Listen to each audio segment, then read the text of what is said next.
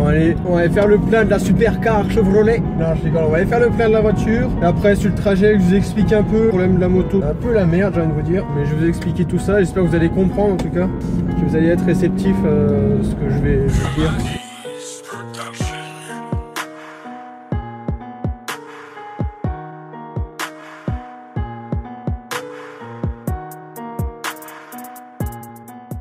Voilà, le plein est fait. Je pars sur la route, je rentre chez moi. Et là, on devait vous dire plusieurs choses en fait.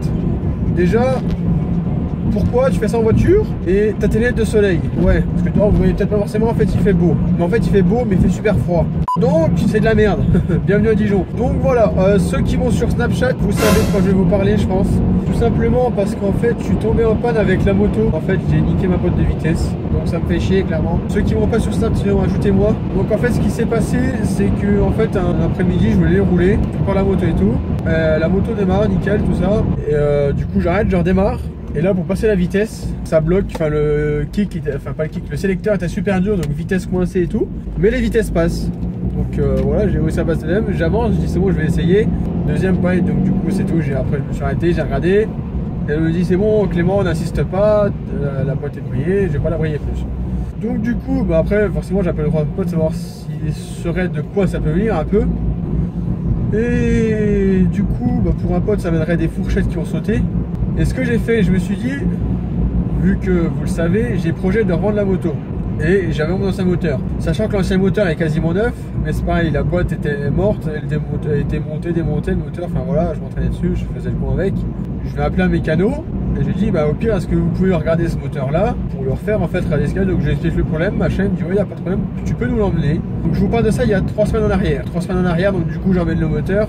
Je l'ai emmené, je crois, le vendredi. Il fait bon, on ne pourra pas le regarder, pas ce week-end parce qu'il y avait trop de trucs à faire. Faites ce que vous avez à faire. Il m'a dit après mon mécano part en vacances la semaine prochaine. Donc du coup ça rajoute une semaine en plus.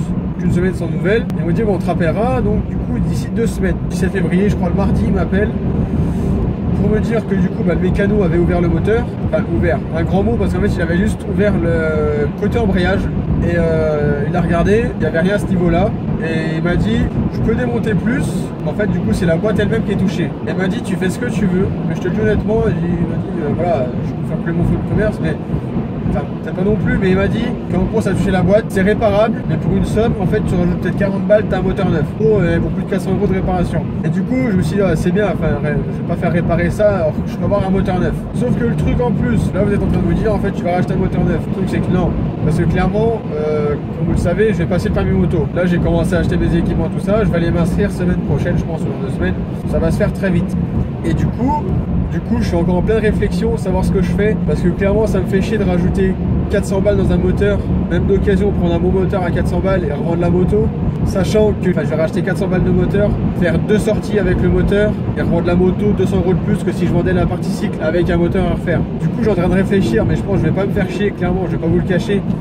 Ça me fait chier de perdre de l'argent comme ça, tu vois. Je suis apprenti, j'essaie de me démerder comme je peux pour passer le permis moto et tout. Je veux mon permis moto, je me démerde. Pour au final, revendre la moto, je dis à peu près de sortir après. Parce que je vais la revendre là très rapidement. Donc ne me demandez pas aussi ce que je vais prendre comme moto de route, j'en ai encore aucune idée les gars, je regarde souvent sur le bon point ce qu'il y a, c'est déjà par rapport à mon budget perso, donc il faut que je me donne un budget à peu près, et que je trouve une moto, je sais ce que j'aimerais avoir, mais clairement voilà, c'est les prix. Donc du coup s'il y a des gens qui roulent en moto, ou même en 50, tout ça, sur Dijon, il y a quand même 2 gros youtubeurs sur Dijon moto, toute la semaine sur Dijon déjà quand je suis au travail, je pense voilà, le week-end, tu vois, je monte, j'ai des potes pareil qui vont rouler sur Dijon, qui sont en train de passer son permis moto. On va se faire 2-3 virées sur Dijon par là-bas. Et quand il y aura des rassemblements, on va peut-être se concerter avec d'autres youtubeurs, si je vois qui vous parlait, donc c'est Zaouti et puis Sergi. Pourquoi pas dès qu'ils font un rassemblement que j'y aille. Donc si ça vous intéresse, bah écoutez, restez connectés hein. Et du coup aussi, je vais vous annoncer, je vais faire une FAQ. Donc je l'avais dit, on va faire la FAQ pour les 1500 abonnés. Donc on n'a encore pas 1500 abonnés, mais on y approche. Donc ce que vous allez faire, vous allez me poser toutes vos questions sur cette vidéo uniquement.